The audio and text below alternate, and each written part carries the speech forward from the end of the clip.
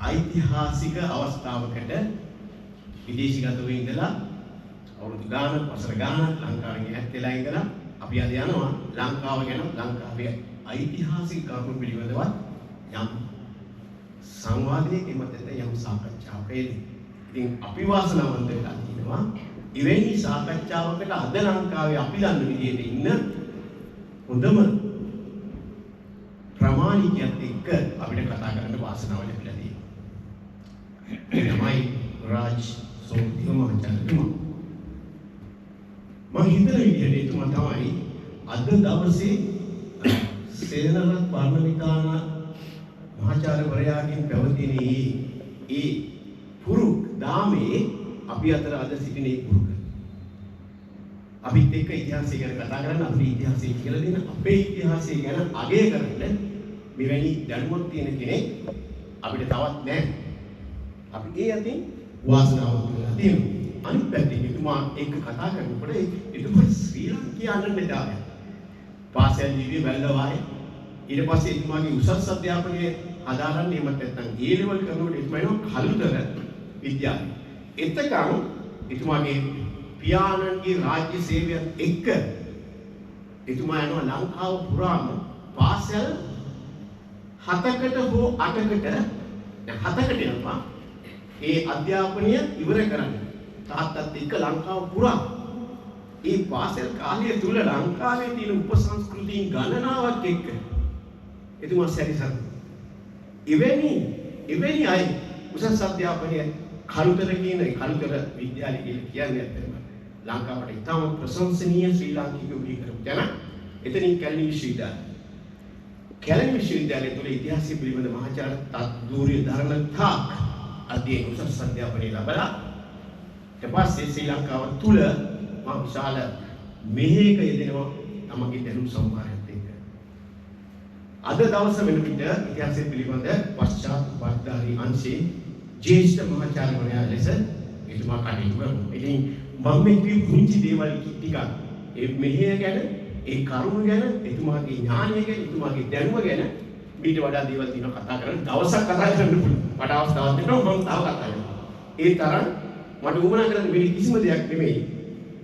මේ රැස්ව සිටින අපි මෙච්චර දුර ඈත රැස්ව සිටින අපි කොයි තරම් වාසනාවන්තද මේ අවස්ථාව උදා කරගන්න. ඉතින් මේ සංවිධායක මණ්ඩලයට අපි අපේ අවංක ස්තුතිය පුද කරනවා මේ අවස්ථාව අපිට උදා කළ දුන්නේ ගැන. ඉතින් ලංකා ඉතිහාසය ගැන අද කතා කරනකොට ඒ ලංකා ඉතිහාසය ගැන කතා කරන විද්වතුන් අතරින් සාමාන්‍ය ජනතාවට ළඟින්ම ඉන්න විද්වතා තමයි මේ මහාචාර්යවරයා. ඉතින් අපි ආරාධනා කරනවා මේ මොදන්න දසනිපේ හිටියත් අපිත් එක්ක මේ සාකච්ඡාව මේ සංවාදය සඳහා මේ ස්ථානයට පැමිණෙන්න කියලා ස්ථානයට පැමිණෙන්න ඉස්සෙල්ලා අපි හැමෝටම එකට එකතු වෙන්න පුළුවන් පාඩයක් මා මේ වේදිකාව මත තබමින් ඔබතුමාට ආරාධනා කරනවා. ඔබතුමාගේ ගමන් මඟ මෙහෙවනකොට අපි මේ හැමෝම අසාමින් ඉන්න දෙයක් තියෙනවා. ඒ තමයි මෑත කාලීන ශ්‍රී ලංකාවේ අපි හැමෝම කියපු පාඩයක්. අපි හැමෝම යක්කු බොලව. අපි හැමෝම යක්කු බොලව කියන ඒ ප්‍රකාශන ඒ පාඩේ අන්තර්ජාලයේ YouTube එකේ ඉඳන් ත්‍රිවිල් එකේ පිටිපස්ස දක්වාම ගහගෙන යනකොට දැකලා තියෙනවා අපි හැමෝම යක්කු බොලව කියලා. මොකද අපි යක්කුද කියලා වාචාර්යතුමනි යක්කු කියන එකෙන් අදහස් කරන්නේ මම යක්කු කියන අදහස නේ මම දන්නවා. නමුත් මෙවැනි පාඩයක් පිළිබඳව අපිට යම් කරුණු විශාල සංඛ්‍යාවක් හැමෝම ආසයි මේක දැනගන්න මේ ඉතිහාසය මේක කරුණු. ඉතින් මේ සියලු දේ එක අපි අමතන්න කියලා තවත් ආදරයෙන් තවත් ගෞරවයෙන් මහාචාර්යතුමාට මම ආරාධනා කරනවා.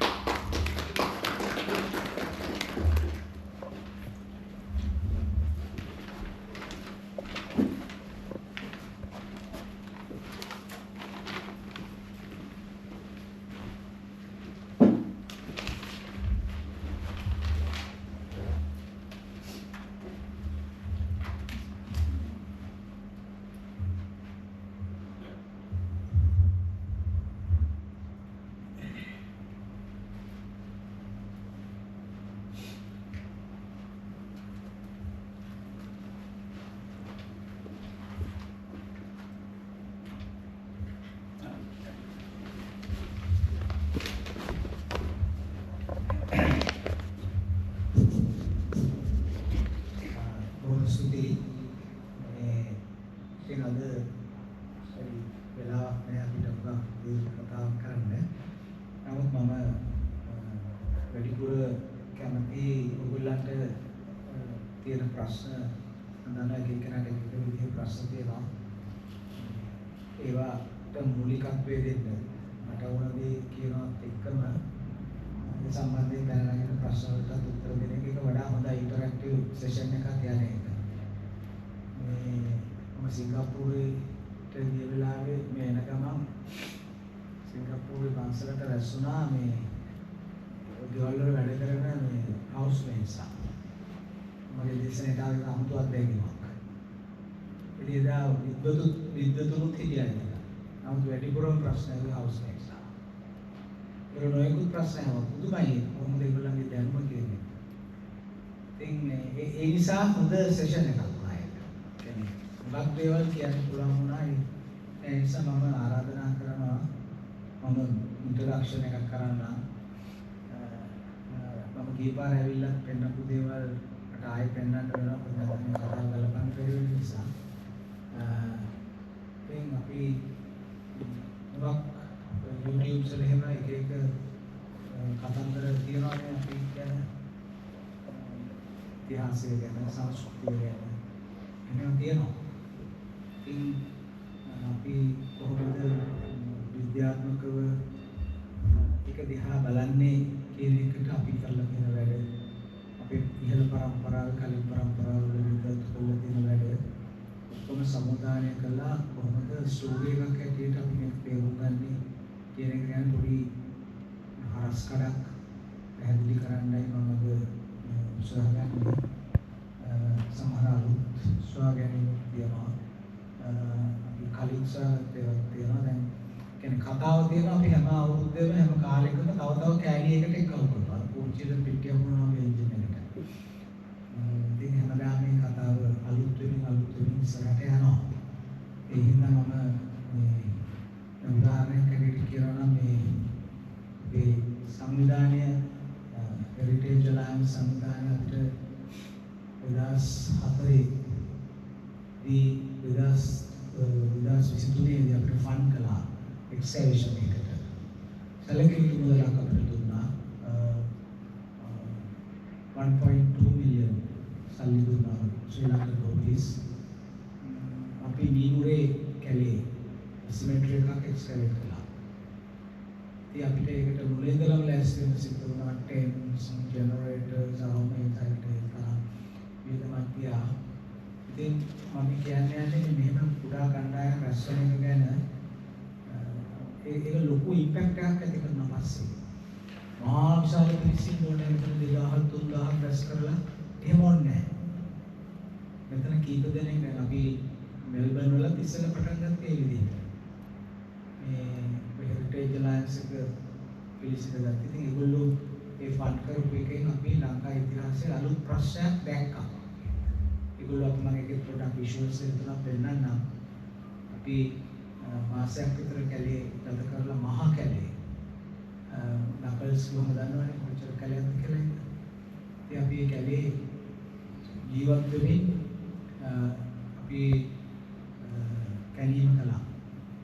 ඉතින් ඒකෙන් අපිට හම්බුණා පරසෝරක් ලැබිලාවි. අපිට හම්බෙච්ච දේවල් ස්කෙලිටන්ස් අපිට හම්බුණා. ස්කෙලිටන්ස් ක්‍රියේට් කරපුවා හම්බුණා. ඉතින් ඒවා අපි දැන් කාබන් ඩේට්ස් තියෙනවා. ලොකු මුදලක් යනවා කාබන් ඩේට්ස් වලට. ඒකත් Heritage Alliance එක තමයි ඒකටත් වියදම් කරේ. ඉතින් පස්සේ අපිට දැන් ඒකේ කාබන් ඩේට්ස් තියෙනවා. ඒ කාබන් ඩේට්ස් අනුව අපිට ඉතිහාසයේ මේක ප්‍රශ්නයක් ඇවිල්ලා තියෙනවා. මම ඒක ඉස්සරහදී පැහැදිලි කරන්නම්. ඒ නිසා මේ පිටරටවල ඉන්න අපේ සිංහල ශ්‍රී ලාංකිකයෝ සිංහල ශ්‍රී ලාංකිකයෝ මෙහෙම රැස් වෙලා මේ වගේ ටිකක් අවධානය යොමු කරන එකෙන් රටට විශාල ඉම්පැක්ට් එකක් ඇති වෙනවා. ඒක ගැන මම මතක් කරන්නත් ඕන, ප්‍රතරේදී වෙන්නත් ඕන. ඔය සමහර විට Heritage Alliance එක උදව් නොකළා නම් අපිට මේ වැඩේ කරන්න හම්බෙන්නේ නැහැ. මොකද රටේ ආර්ථිකය අන්තිම පහළට ගිහිල්ලා තිබිච්ච කාලෙක තමයි අපි මේ ඉමුරේ කැලේ ගිහිල්ලා වැඩේ කළේ. ඉතින් ඒ හින්දා මේ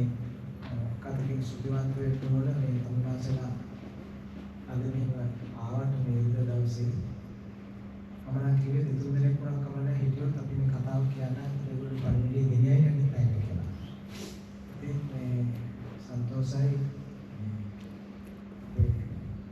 විශාල මොහොන බයරකට විදිහින් අර කට්ටිය එන්න අකමැති වෙන ඉතින් දැන් දෙන්න පොඩ්ඩක් පසුබිම් අපිට ඒක ප්‍රශ්නේ නැහැ.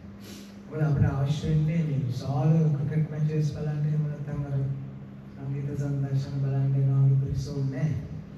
අපිට ඒක මේ උනන්දුවක් තියෙන 4-5 දිනක් හිටියම ඇති. ඒකේ ලොකු ඉම්පැක්ට් එකක් ඇති කරන්න පුළුවන් අපි අපේ ඉන්නේ නේද? හොඳයි මේ මම පටන් ගන්න මේ කතාව ස්ලයිඩ් එකකින් අපි දැන් අපේ ඉතිහාසයේ වැදගත් ප්‍රශ්න කීපයකටම අපි සාර්ථක පෙළගැස්මක් ඇති කරලා තියෙනවා. විශේෂයෙන්ම අපේ ජනගහන අනන්‍යතාව පිළිබඳව කියන්නේ බයොලොජි නෙමෙයි කල්චරලි අපි කොයි වගේ ආරම්භය ඇති වෙන්නේ කියන එක.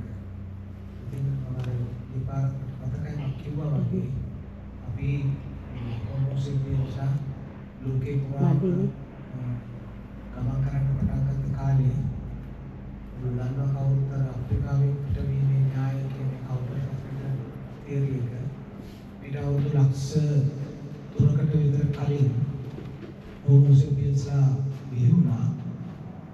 මේ වෙලාවේ ඒගොල්ලෝ අවුරුදු 150,000කට පමණ ඈත කාලෙකදී අප්‍රිකාවේ පිටත් වෙලා ලෝකෙ පුරාම ගියා. ඒකට හේතු ගණනාවක් තියෙනවා. ඒකේ ප්‍රතිඵලයක් එක ගැන දීර්ඝව කතා කරන්න උවමනා වෙන්නේ නැහැ. අපිට අවශ්‍ය අපේ රටේ කතන්දරේ ගැන. ඉතින් ඒ පිටත් යාමේ ප්‍රතිඵලයක් හැටියට අපේ රට ජනාවාස වුණා. දැනට අපිට තියෙන සාක්ෂි අනුව බැලුවොත් මේක අවුරුදු 48,000කට මුලදී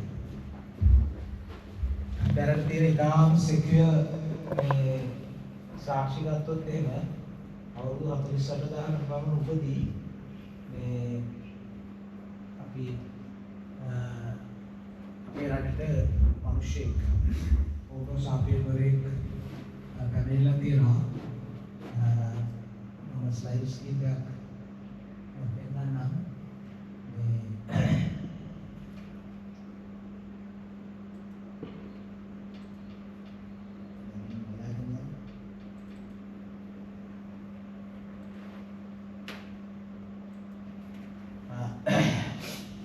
මේක ග්ලෝබල් ප්‍රොසෙස් එකක්. හොමෝ සැපියන්වරු පිටවී යාම අප්‍රිකාවේ මේ ප්‍රදේශවල තමයි විශේෂයෙන්ම මේ නැගෙනහිර අප්‍රිකාවේ පළවෙනිම සාධක තියෙනවා එල්ලුතගාව වලගාවද මානව පරිණාමයේ පිළිබඳ සාක්ෂි. කෙසේ හෝ මේ හෝමෝ සාපියන් කියලා කියන්නේ ඊට අවුරුදු ලක්ෂ 3කට විතර උඩදී වර්ධනය වෙච්ච ෆෙනෝටයිප් එකක්. ඒ අයට කලින් හිටියේ නියන්ඩර්තාලියන්ස්ලා. නියන්ඩර්තාලියන්ස්ලා හෝමෝ සැපියන්ස්ට කලින් මේ ලෝකෙ ජීවත් වුණා. නම් එක කාලයක සාපියන්ස්ලා නියන්ඩර්තාලියන්ස්ලා දෙවිලෝ එක කාලෙක ජීවත් වෙලා තියෙනවා.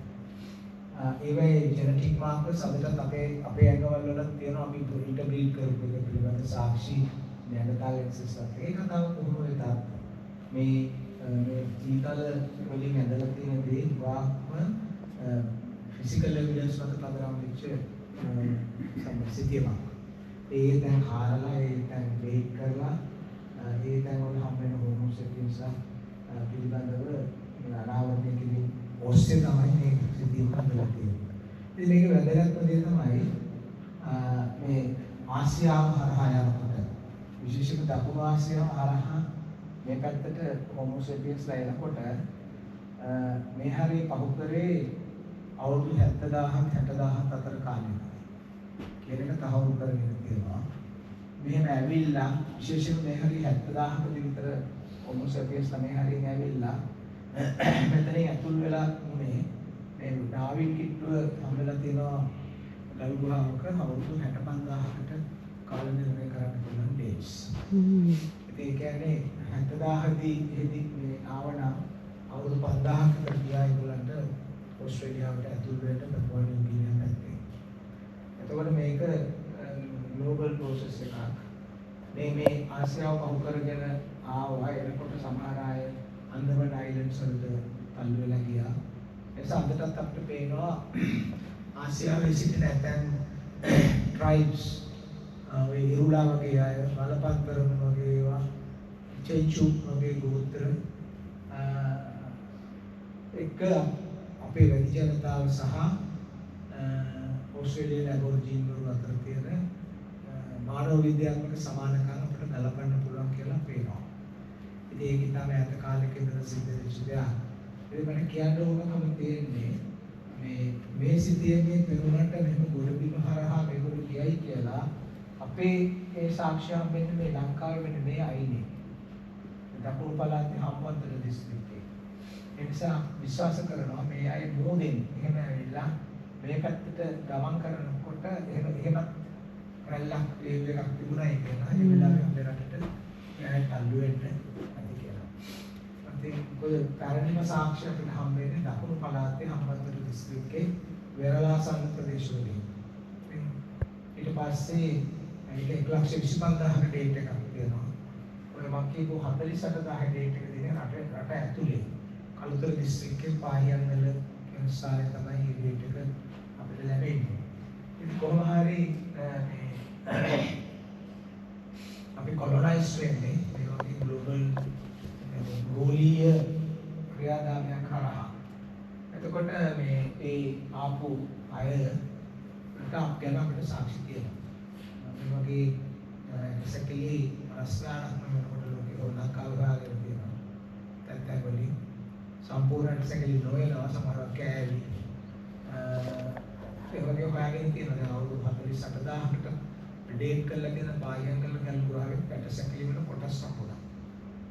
ඒ නිසා මේ මයිග්‍රේෂන් එක මම ඒ කාලේ හෝමෝ සේපියන්ස් තමයි කොලොනයිස් කළේ කියන එක අපේ රට ඒක සත්‍යයක්. ඒක ඉතා වැදගත් වෙනවා. මොකද ඒගොල්ලන්ගේ ජෙනටික් කැරක්ටරිස්ටික්ස් තමයි අපි අද ජීවිතේ අපි ෂෙයා කරගන්නේ. ඒ නිසා මේ ඛණ්ඩතාව පිළිබඳ සාක්ෂි තම වැදගත්. මේ ස්කෙලිටන් එක ඒක අවුරුදු 5000කට උඩදී මියගිය හෝමෝ සාපියන් වර්ගයේ පිමයි එක්ස්කේවේට් කරේ සීගිරිය පිටුව ගල්ගුහාවක මේක විතර ස්කේටර්ස් දෙකක් තිබුණා. අතින් මේක කෙනෙකුට බලන්න ඕන නම් සීගිරිය මියුසියම් එකේ මේක දැනට එක්ස්ප්ලිට් කරනවා මේ සැකිල්ල. ඉතින් මේකේ මේ අපිට ඉතින් අර තියෙන ෆන්ඩින් ප්‍රශ්න නිසා ඉතින් මම ගැඹුරු ජෙනටික්ස් සරවන කරන්නේ එහෙම ලොකු මේකක් නෑ මෙලොම අනිත් එක මේ ජීන් ප්‍රිසර්වේෂන් වල ප්‍රශ්න තියෙනවා. ට්‍රොපිකල් වෙදර් එකක් යටතේ කොච්චර දුරට ජාන සංරක්ෂණය වෙනවද කියන ප්‍රශ්නේ PCR කළවත් මේක ඩුප්ලිකේට් කරගන්න බැරි තරමට මේකයි මොකක්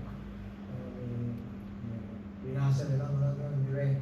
හයිපර්ඩ්‍රයිවිං කන්ඩිෂන් එකක් තියෙන නිසා ගල්ගුහා ඇතුලේ ජීන් ප්‍රිසර්ව් වෙන්නේ නැහැ ජෙනටික් මැටීරියල්ස් බයොලොජිකල් මැටීරියල්ස්. එහෙම ප්‍රශ්නකුත් අපිට තියෙනවා. මේ නමුත් ඉතින් ඔය දත් වලින් එහෙම අපිට පුළුවන් යම් දේවල් කරන්න. හරි විලාසිකයි සහ අපේ රටේ වල ෆැසිලිටිස් නැහැ. ඒක දතක් ඒ වගේ කරගන්න නම් අපි ඇමරිකාවලට යවන්න වෙනවා ඒක කරන්න.